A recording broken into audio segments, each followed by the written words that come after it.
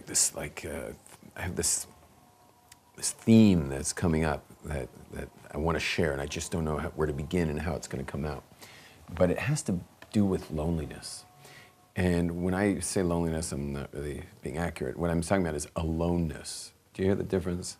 Loneliness can be, I'm lonely. I want to be having relationships and not feel alone, not be lonely. But it's more the subject of being alone. I'm fascinated by the subject of being alone. You're born alone. You die alone. Even if you're with people, you're alone in your own thoughts. It's your thoughts you're thinking. You're alone in those thoughts. We have a strange relationship with needing others. On the one hand, who wants to be vulnerable? Nobody. So we'd rather be independent than need someone. So we kind of want to be alone. On the other hand, being alone is lame. Who wants to be alone? Right? So none of us want to be alone. And most people seek relationships in order to not be alone.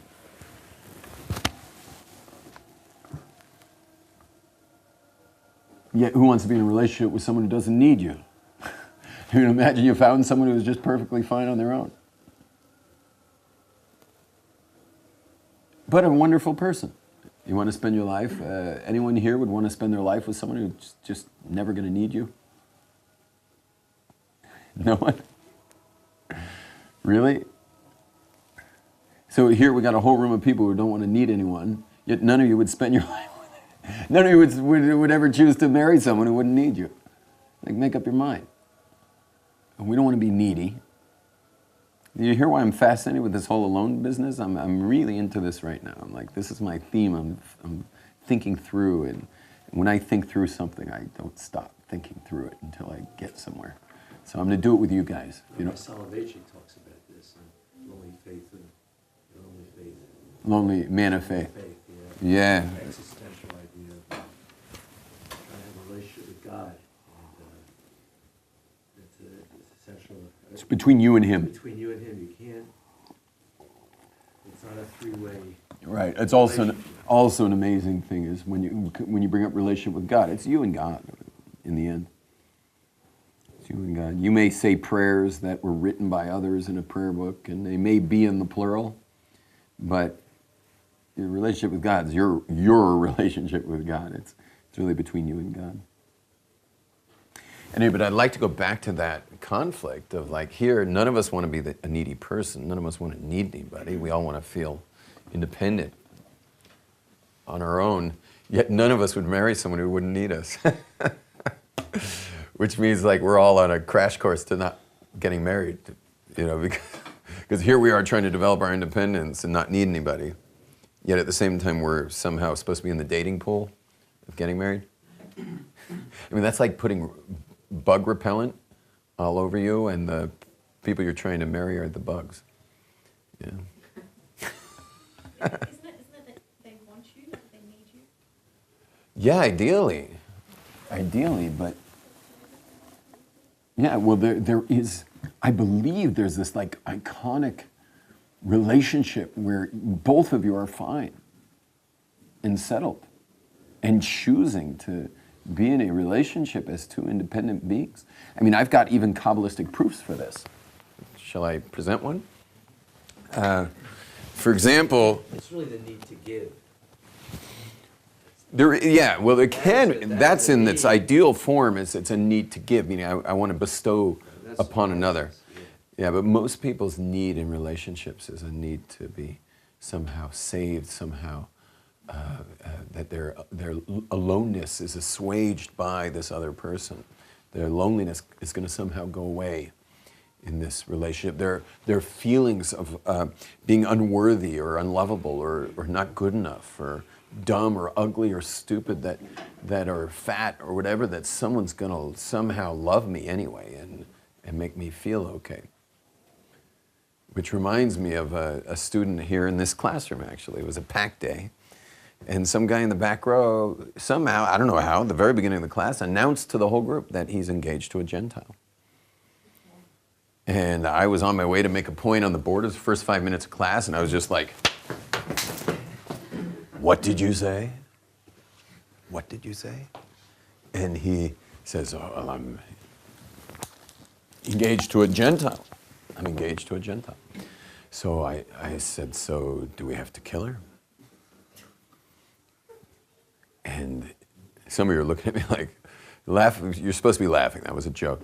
Anyway, some of you are like, it was a joke. Anyway, the same thing happened in that class. Half the class was like, and the other half was like, so anyway, I said, so we have to kill her? And he says, you have to kill me first. And I said, so you love her? And he says, with all my heart. And then I took a poll of the class. I said, raise your hands if he should marry her. So several hands went up, and I was like, you're busted, to those guys for having raised their hands. And I said, so, Mr. Love, why don't you tell us what you love about her? I started switching gears quickly in the class. And he gives a long list, 9-item list. One after the other. He was like, she's warm. Oh, man, lame pen. I see someone erase the board. That's a big plus. That's not much better. Let me just do the Ahmadinejad with a little centrifugal. Get the centrifuge going. Nuclear pens.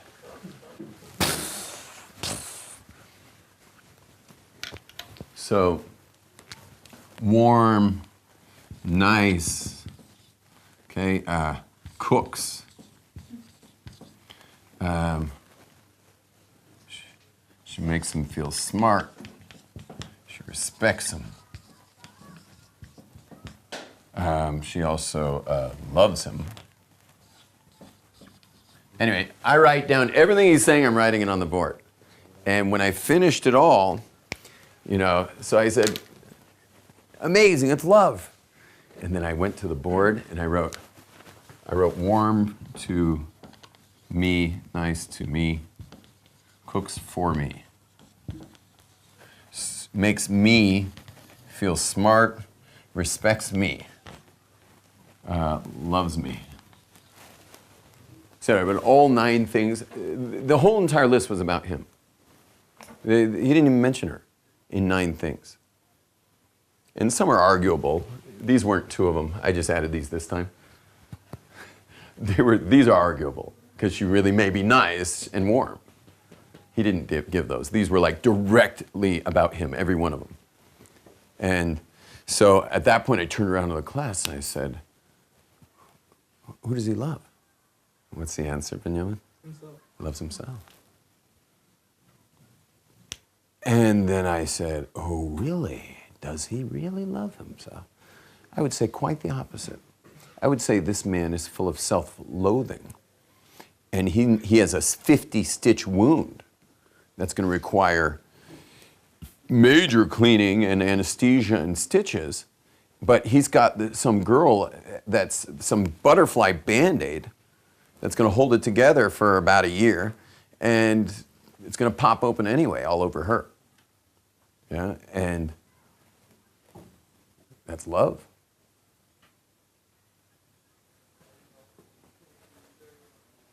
Anyway, I decided to totally sacrifice this guy.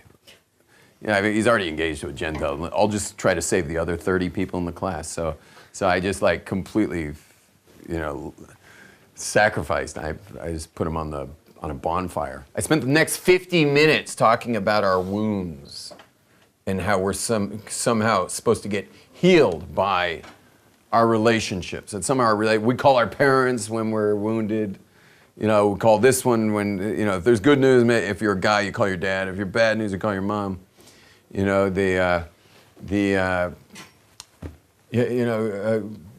you get girls do this a lot. They have like different relationships with different people based on what's going on. So like if she gets fired, she goes out with this guy. If she gets a job, she goes out with that guy. Yeah, if she, like everything has its, they're basically married to all these people without actually being married to any one of them. And that's the tough part of being a husband is you have to handle all of her news. Meaning no matter what's going on, you're in charge.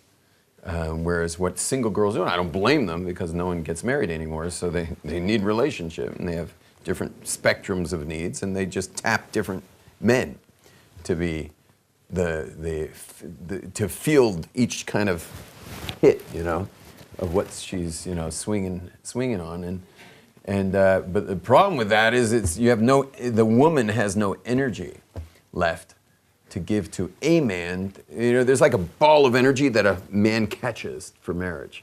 Like a woman has a ball of energy and you're the catcher. And it just, you catch it. She pitches it, you catch it. Mazel tov. Yeah? That's the way it's supposed to be. But there's no ball of energy because this one's got a little ball and that one's got a little ball and this one's got a little ball and that one's got a little ball and this one's got there's no one to catch. There's nothing to catch. Right? They call a woman, a girl or a guy, a good catch. Yeah? Nothing to catch because she's got herself totally tapped out, which you can't blame her. She's a human being. Human beings got to share, and women got to share times 100 what a man's got to share, and they need people to share it with, and so just the way it goes. One thing I can offer, though, if anyone's listening, is get rid of all your platonic relationships. It's a tough pill to swallow. It's a big horse pill, but literally call or email, better to email every guy friend you have and just say, it's over. I'm not doing it anymore. Maybe after we get married, maybe after I get married, you can come over for Shabbos, but it's over. I'm not doing that anymore. And what happens within 6 to 8 months is she gets engaged and married. It's amazing. It's happened over and over and over again. This is one of my pieces of advice that I offer a guarantee with it. That if a girl who's in what I call dating hell, would just stop having all those friends who are guys and just like go cold turkey, what happens is her ball of energy starts building and building and building and building until she's a great catch. And then the right catcher will come along within 6 to 8 months. The biggest amazing miracle story that happened with this is there was a girl who had so many Shabbos guests over all the time. She was famous for her Shabbos guests. She didn't know my wife and I. I mean, she obviously had heard of us, but we didn't have a relationship with her. And but we kept watching and kind of, Josh, can you slide one way or another, please? We kept, just slide your chair a bit, one way or the other, maybe. Okay, so better. Then you want to slide over a little. So we kept watching and, feeling bad for the poor thing. And finally, my wife and I decided, that's it, we're going in. We knock on her door. Hi, we're the Glaser. She's like, I know who you are. And we're like, we just want to talk to you. She's like, well, come in. And anyway, we laid it on the line for her, and we're just like, we're tired of seeing you crying at the hotel. It's enough. Your tears have soaked the lower stones. It's getting moldy down there. Let's get you married already. And she says, okay, great. And we're like, you got to drop it. You just got to drop all this thing. You're married to about 50 men at this point, and we need to just get rid of it all. And anyway, she hated us. We left the house she's like, don't let the door hit you on the way out. And she just didn't like us for about 9 months. 9 months later, she has another breakdown at the hotel. And in that breakdown, she finally says, that's it. She goes back to her apartment and she calls it was like 30 men. She called and just said, it's over. Canceled her giant Shabbos meals, everything, done. When she calls the last man, she's crying. She's letting go of all these relationships. And the last man she calls, hangs up the phone, there's a knock on the door. Knock, knock, knock. She goes to the door. It's not my wife and I now. It's just some hapless yeshiva boy wanted to know what time the Shabbos meal was. And she says, it's canceled. No more Shabbos meals. And he says, what? I heard this is the place. And she's like, it's not the place. It's over. He says, and he was like, so who are you? And she explains who she is. And he tells her who he is. Anyway, long story short, I made a bracha under the chuppah. Yeah, after that last call, walked in the guy, and she invited me. It was very nice of her. She invited me. I didn't have a relationship with her. She invited me to a chuppah, and I made a bracha under a chuppah. That was a little quicker than the 6 to 8 month guarantee.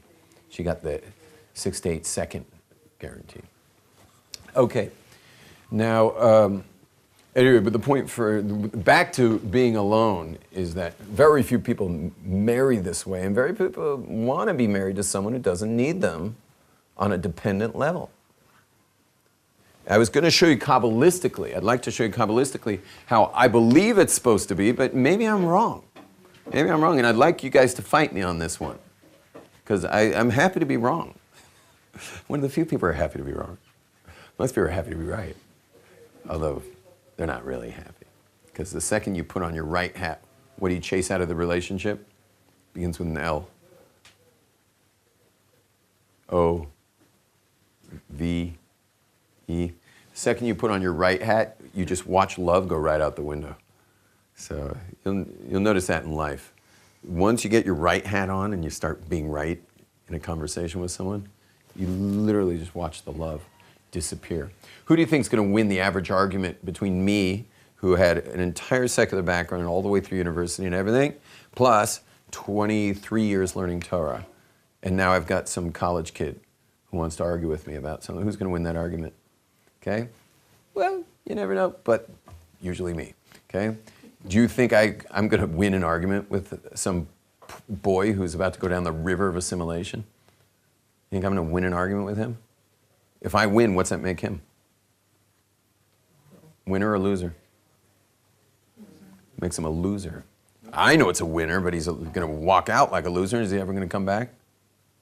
Someone makes you feel like a loser because he just threw your entire world view on its head. He's gone.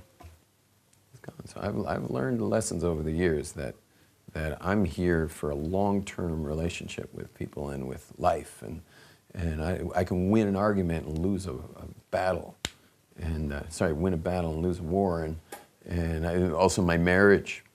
Notice my wife and I are having a discrepancy. It's taken me many years to realize that that's a great way to chase the love out of the room. But I'm married. I want love in the room. We're sitting in the dining room. I want love. I don't want to chase the love out. So I just give it to her. Just let her be right. And it's amazing. She just relaxes. Just like that. She relaxes, I relax, you feel the love. Yeah. Now, sometimes you're in an argument that you just have to figure something out, and it's time sensitive. You gotta make a decision. She wants this way, he wants that way. And this is where the beautiful, amazing Jewish tradition kicks in, where you can, you're arguing and it's time sensitive, you got an hour to decide, or a week, or whatever, and you feel like literally the love's gone, and like you just feel God's presence fly out of your house. Like you feel the presence of God disappear. Not a nice feeling. So Judaism has an age-old tradition how to bring the love right back in. You know what that is? Yeah, say it louder. That's right. You call the rabbi, the family rabbi. Every Jewish family has a rabbi. You call that rabbi and you say, my wife says potatoes, I said potatoes, and we've called the whole thing off, and we just want to know what the rabbi has to say. And you just feel God's presence come right back into the house. Amazing. It's palpable. I mean, you should be able to have a God's presence reader, because it just goes up to 100. Just like that. Just you ask the rabbi, and it's right back there. Just one piece of advice, since you guys might be listening. I can never tell if people are listening. Just kidding. Just one more piece of advice for all who are listening is that the husband goes to the rabbi, not the wife. Okay? He can express the wife's side of the argument. She can write a letter to the rabbi. She can go herself, but don't go together. Don't go together. And ideally, really, the husband. Why? Because we're supposed to at least pretend the husband's leading the family. Okay? We're supposed to at least pretend that's happening. I mean, in Hebrew, the word for husband is Baal. What does the word Baal mean? It means master. He's the master of the home and the direction of the family. Now, of course, that may be just a term to make him feel better about what's going on over there. Because in general, women are often, especially in the last 65 years, have been, there was first the Holocaust, and then there was the male Holocaust since feminism and the male Holocaust. So they've both been about 65 years. So one ended and the other began. Yeah. So anyway, but the male Holocaust has taken out a lot of the woman's respect for her husband. And you might say, okay, so he let him respect her. But there's only one problem: is respect of one's husband and something else go hand in hand. No respect, no what? Who knows what it is? Begins with an A. T. It's not a phone company. Attraction. No respect, no attraction. So that's a very tough pill to swallow, because we're set up, men are today set up to apologize for being males, and women are set up to flex muscles. So, but the problem is don't expect to be cohabitating in another 10 years, because there's not going to be any attraction. You'll be lucky in 5 years if there's any left. And that's why there was a great, what's it called? A great poll, what do you call it? Investigation? What's the word? Inquiry, scientific. Whatever. Where social scientists went in to find out about the frequency of cohabitation of Americans after 10 years of marriage. And they were a little shocked to find out that parents are with one another after 10 years of marriage once every 6 weeks. Once every 6 weeks. Yikes. Once every 6 weeks. Can you imagine that's what you guys are looking forward to? That's pretty nasty, right? Once every 6 weeks. That's like, in Judaism, that's like not being married, Anyway, but that's what they discovered. That's after 10 years. Imagine what 15, 20 years looks like. So anyway, so we have to realize that this whole thing, this whole male Holocaust has become a crash course for unhappy marriage. And for that reason, the husband should go to the Rabbi. And he should come back, even though it's the Rabbi who's really guiding the family in this one, because he called the shot, which may have been like the wife, may have been like the husband. We don't know what he called. Might have been the woman he called with. But the man comes back from the rabbi and says, this is what we're doing. And she says, okay, take me on this journey. Let's go. And so us women who have these complaints, us women, I'm so used to running women's seminars. Oh my God, I've never done that in here. Okay, I run my seminar, I also have women's seminars, like I mentioned the 25th, so I'm so used to being in their shoes when we're experienced, so I say, us ladies gotta stick together, It's never happened outside of there, I can't believe I just said that. But that's like, if you're wondering how I could be sensitive enough to lead a women's transformational seminar, the answer is I am that sensitive. So, you're in touch with your females. very.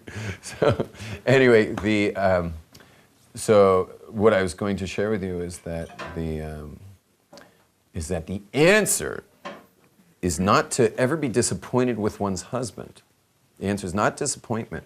The answer is it's your fault if you're the woman. This is all your fault. You killed him 18 years ago or 20 years ago. Before you even had a chance. It's all your fault. It's the woman's fault. And therefore, she has to do tshuva. And the main tshuva is her own personal tshuva that she has to do. But she also has to do the following. Your job from now on is to what? I gave it away. What did I say, Shoshana? Build them up. Build them up. It's never too late to build up a man. And amazing thing happens all of a sudden as you build up your man, the respect comes back, and guess what comes right after respect? The attraction's back, and everything runs smoothly. It's really, she has to take responsibility for this and rebuild him. And it's totally buildable. The thing is you got to just stop being the one who pays the bills and takes care of that and takes care of this and takes care of that. Because women are weird when it comes to taking up slack. Women will take up all slack. And men will just create more. So men create more slack and women just take up that slack. And men create more slack and they take up that slack. Kids create a lot of slack when they know their mom's cleaning up after them, so the woman will take up that slack. It's amazing. When my wife goes out of town, our house is never cleaner and never runs more smoothly because she's not taking up slack, so we all have to.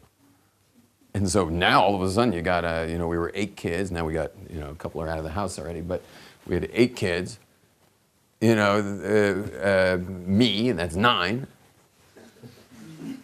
That's 9 human beings taking care of a house. The house worked a lot better with 9 people running it than my poor wife. But the second she moves back, she comes back to the house, it's so clean, it's so beautiful. And we're like, yeah, enjoy it for the next hour or two, because we're going to go right back to being slackers, and you're going to go right back to taking up our slack. So women are natural slack taker-uppers, and they have to stop doing that. They have to start to build him up and start letting letting the slack bat out in the rope. You have to seriously, the woman has to seriously inform him, though, where offices are to pay those bills. And I mean, the man needs a very clear list of what exactly you've been doing all these years, so that he can start, taking care of business. Because otherwise, he's not going to have the slightest clue how to get that done. So let's go for that Kabbalistic proof here. What is the word for love in Hebrew? Ahava, right? Ahava. And Ahava has, I think I have to go with green because this board has turned pink.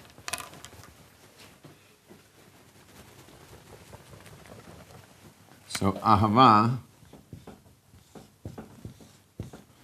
can you guys see that back there at all? Not so good? Can you see it? So if you look at Ahava, it has the numerical value of, 1 plus 5 plus 2 plus 5. It has a numerical value of what? 13.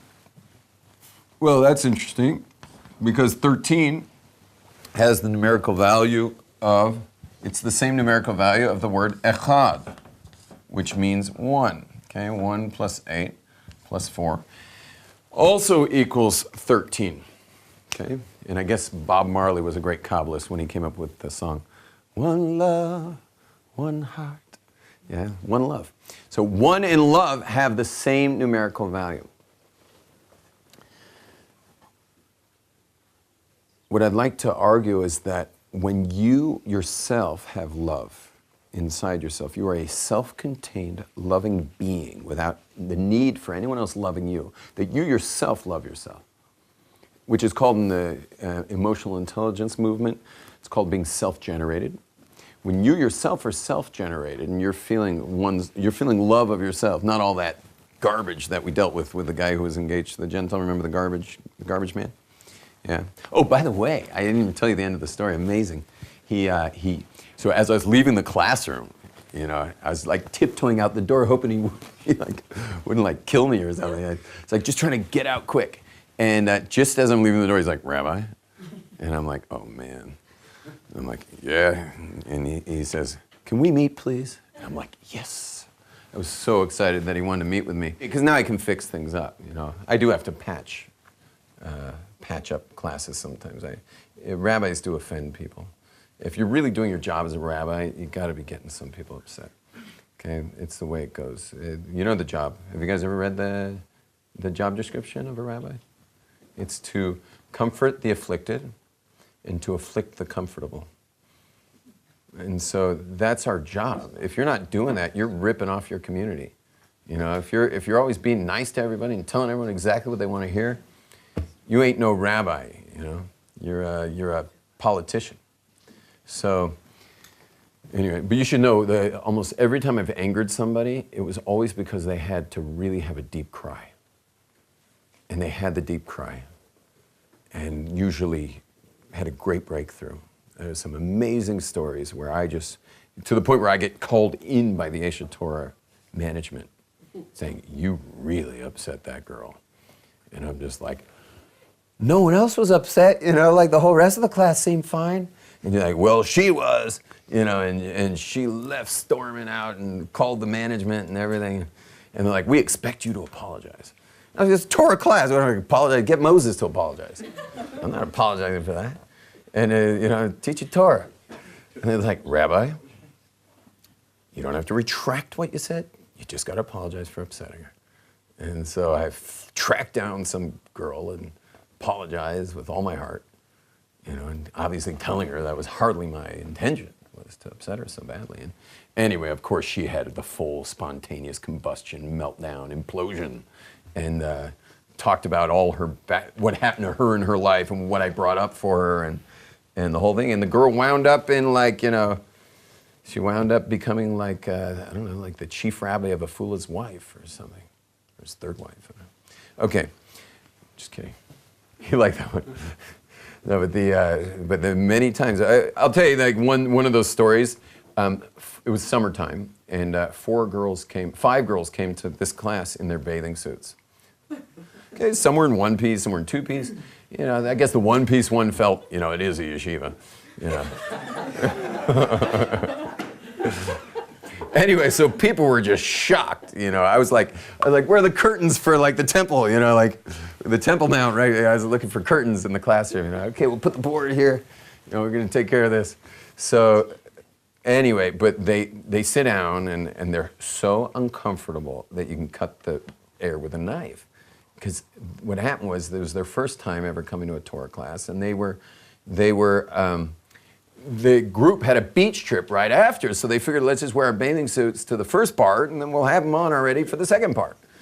They had no idea what they were getting themselves into. So anyway, so I made a joke just to lighten up the air. Anyway, the other 4 thought it was the funniest thing they ever heard. The other one ran out crying. And anyway, she was the only one in this group of 50 kids. It was like a birthright style thing. She was the only one of these 50 kids who was raised observant.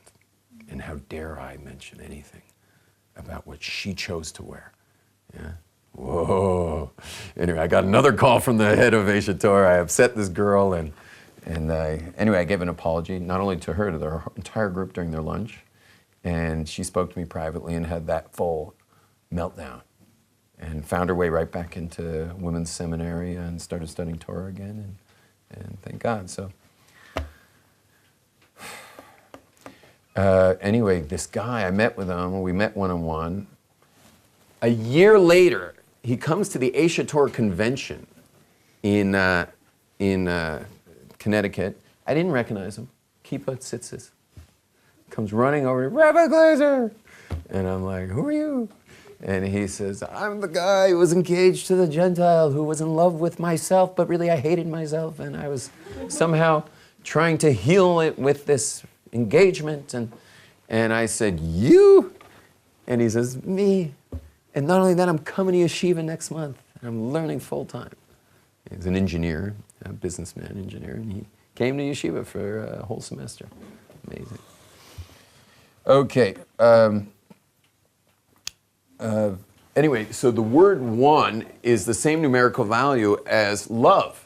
Love and one are the same numerical value, which means that you are your own unit. That love and you have to go together, like you alone as echad, one person. Somehow in life you must discover how to love yourself. Well, I found a shortcut for that, and that's my seminars, which have become very popular in the Jewish world, which is 24 hours. It takes basically it's 12 hours of drilling, and then and then 12 hours of creating a proper something, creating a crown for your tooth. Yeah. It's basically a root canal on your personality, and it hurts like a root canal. It's sponsored by Kleenex tissue, actually. The amount of tears that are shed in there, and the women always ask, "Do the men cry this much?" And I'm like, "Oh yeah, the men cry just as much." Okay, the women cry sooner. They cry earlier. We have this circle where you go around in a circle, and everyone talks about what they want to get out of the seminar. Yeah, so. The way you do it in the men's group, the men go around, they tell what they want to get out of it. What's their goal? The women, you just pass a tissue box around. Whoever's holding the tissue box is the one sharing at the time what she wants to get out of it. But it's basically a personal root canal to get yourself to be one love. One love. That you are one unit with total love of yourself. Now, what happens when you add the word 13 to 13? When you add 13 to 13, you get the word one again. Shall I show you over here? Should I show you over here? So you get the word one again. Let's see. You got an aleph. What's an aleph? What's the numerical value of aleph? It's 1. But it's really a vav, which is a 6, and a yud is 10, and another yud is 10, which equals 26.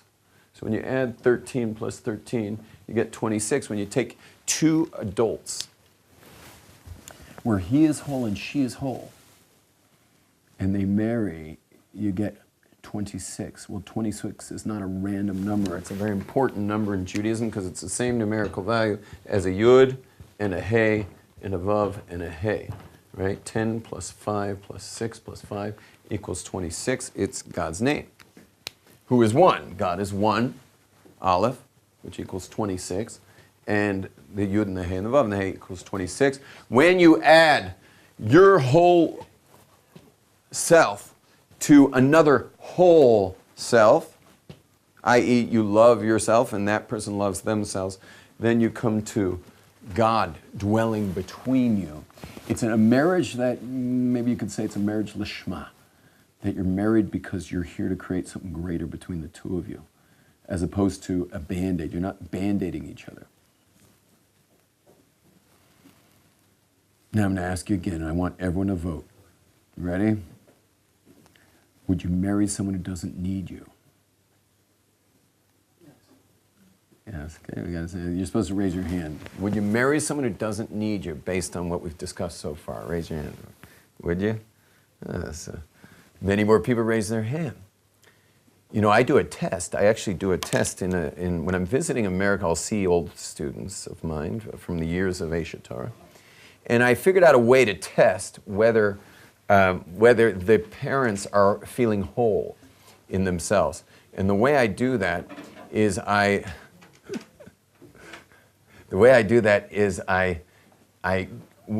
see them in a kiddush and they're holding a baby. And the baby's looking over the shoulder. The parents haven't seen me yet. So what I do is I go over to the baby and I go like this. To the baby, like it should, come on.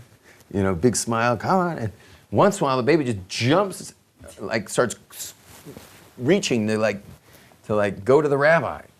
And other times I was putting baby and rabbi together. It almost came out rabies. So all of a sudden the baby goes into this Vulcan grip around its parent's neck. Like someone's trying to take me. Yeah? And so then I know that family needs a little bit of Rabbi Yom Tov in their lives.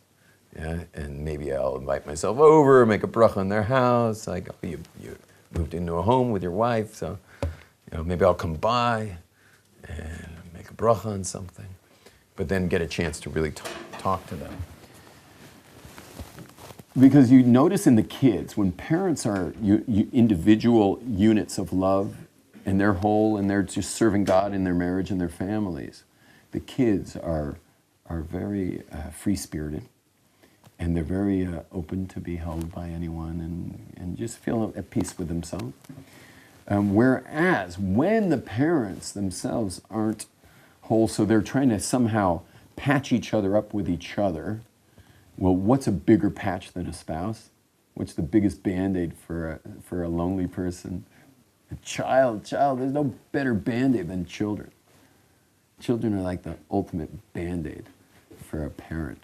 I mean, these kids, you ask any kid till they're about 6, 7 years old, who they love more, themselves or their parent, they'll say their parent. They can't help it. There's such a direct attachment to you. They're so attached. They're so linked to you. And what a feeling to have someone love you like that. An amazing feeling. Unless, of course, you don't need that because you're whole. And therefore, you're only there to give. You're only there to give. I remember growing up in my father's car when we would drive. My father used to say on three, everyone say, I love my daddy. 1, 2, 3. And the whole car would say, I love my daddy. Me and my brothers were 4 boys. But we were obviously filling something up for him. Yeah, we were healing something in him by saying that. There's nothing wrong with experiencing your children's love. Nothing wrong with experiencing any. You're getting love and experience. It's great. but don't siphon their love out of them. You know, they need your love put into them for them to be whole. When you are whole, so you can parent in a much more beautiful way. If I can quote Sting, if you love someone, set them free. Yeah? Not literally, I mean, don't send them out free, but meaning it shouldn't have these heavy chains of need. For most women on the planet, having a baby is the most meaningful thing that'll have ever happened to them. But there's nothing unique about that. Every single plant reproduces. Every animal reproduces. You go watch the chimps in the zoo. They also have kids. Yeah.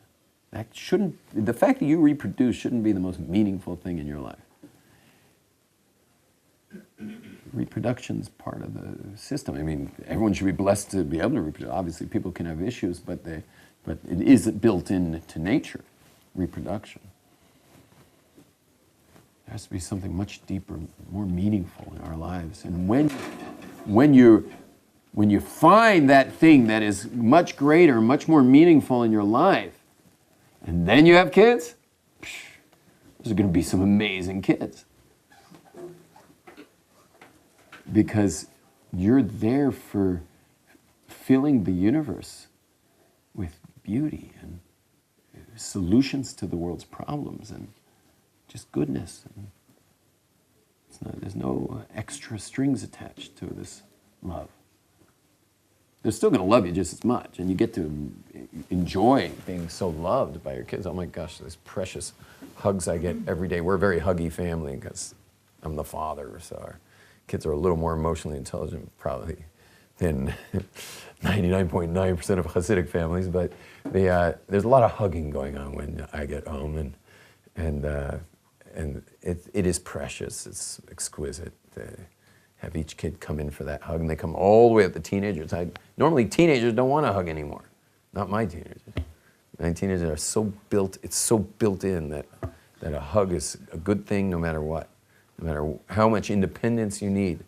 The truth is I do offer a lot of independence. Maybe that's why I'm getting all the hugs. You know, I offer my kids a lot of independence. And I let them make their own mistakes and make their own choices and all that stuff. All right. Someone want to fight me on this, though? Because again, I'm willing to hear an attack against this because maybe it's not healthy. It's not what everyone else is doing, that's for sure.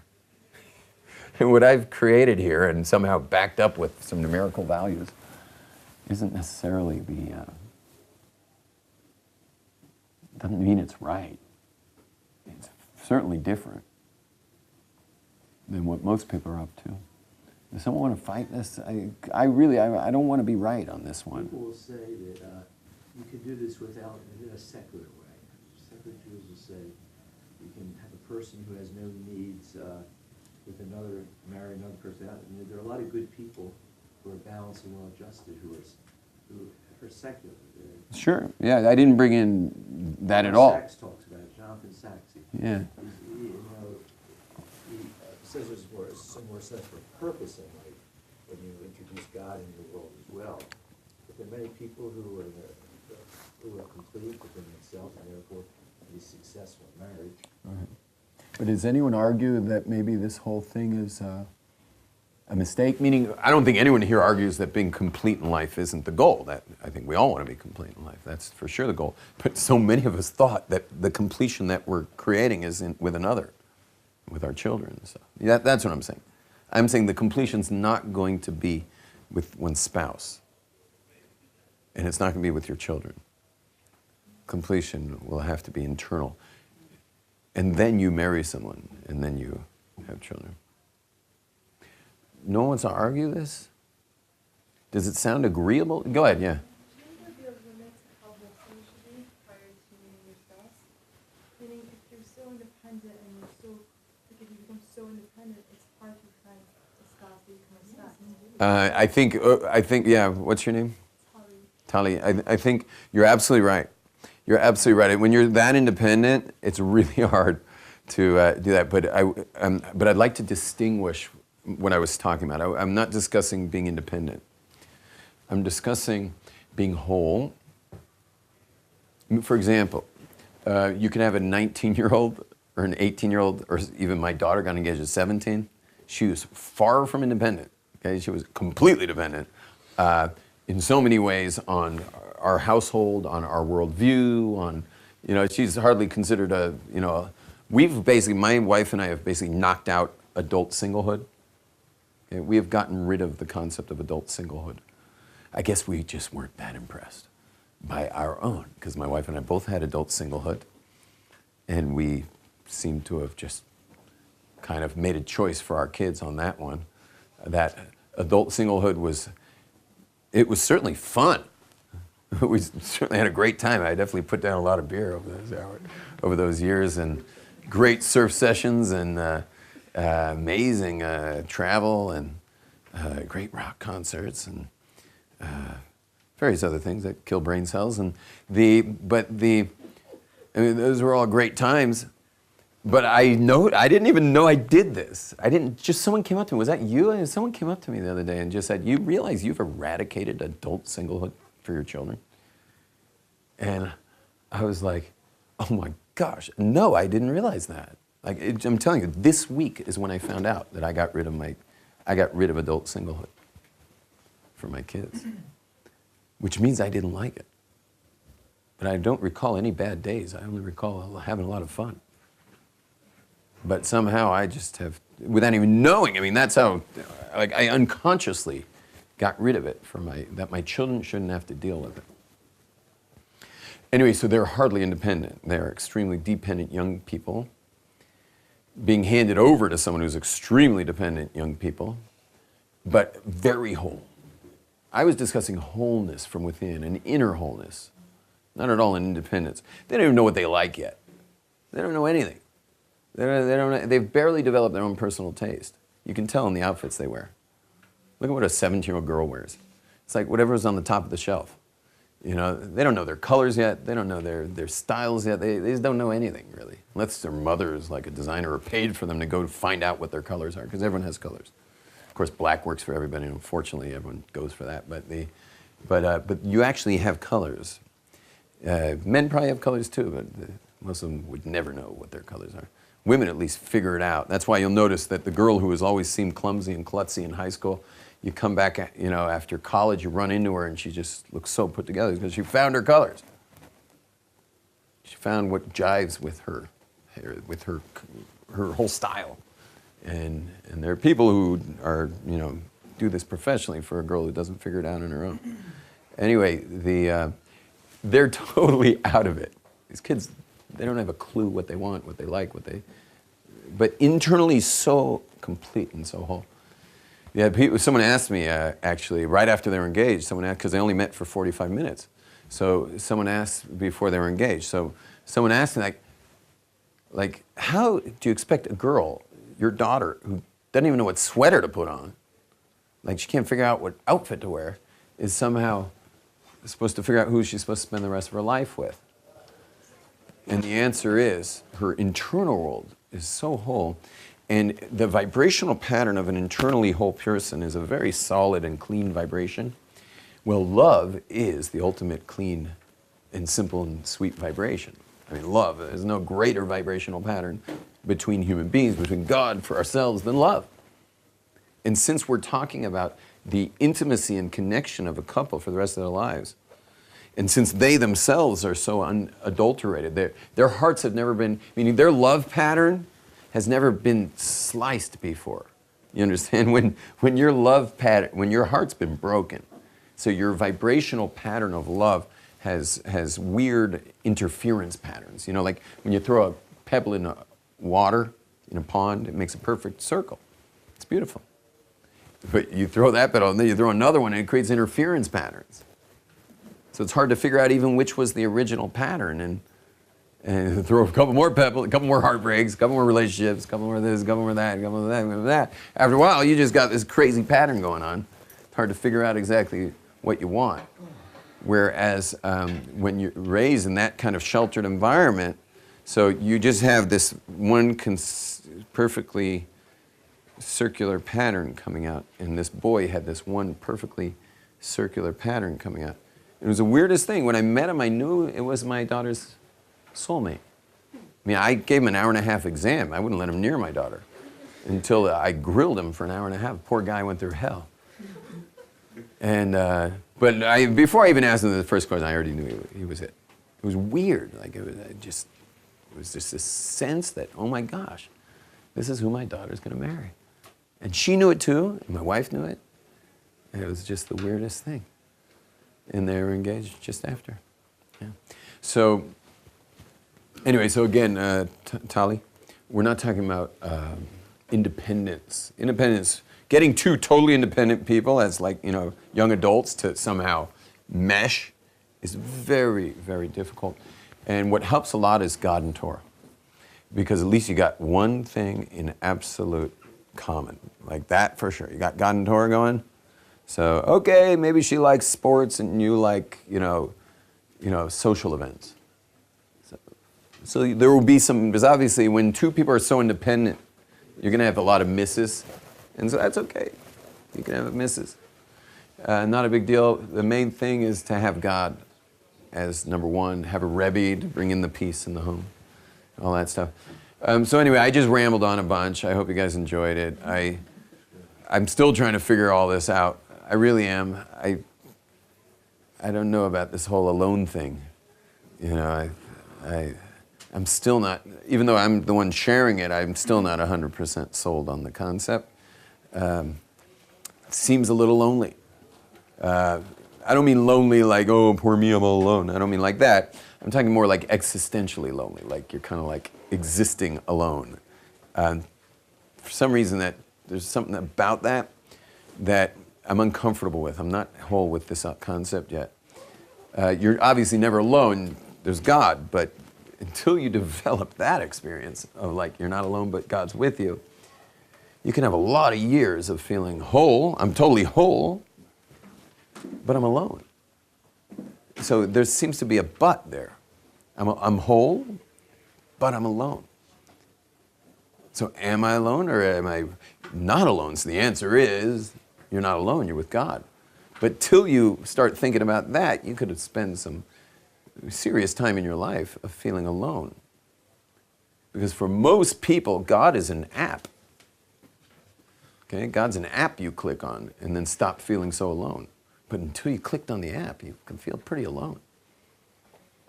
I imagine, I hope for my kids, I think my kids have told me, I've interviewed a few of my kids if they feel alone. And they said they don't. My son was an illegal alien in Europe for a year and a half, which means he has to cross borders a lot. And it's pretty hairy as a 16 and 17-year-old having to be an illegal alien in Europe, because Europe's very buttoned up on its immigration, and it's not easy to smuggle around there. And so here he is constantly, like, everywhere he goes, he can be nabbed.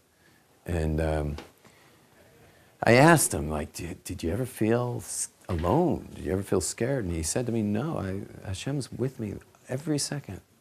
He's with me every second. I'm speaking to the border patrol, I'm speaking to the authorities. I'm lying through my teeth about what I'm doing there. And I'm showing him this passport, not showing him other passports. I'm like, I'm just, and I just look the guy right in the eyes because I know Hashem's with me. And I want to learn Torah in this particular yeshiva in the woods of Belgium. That's what I want, and that's where I'm going to learn best. And God is with me, and that's it. And he just feels God with him. I said, well, how about when you get thrown in jail? He's been thrown in jail twice now. So how about when you got thrown in jail?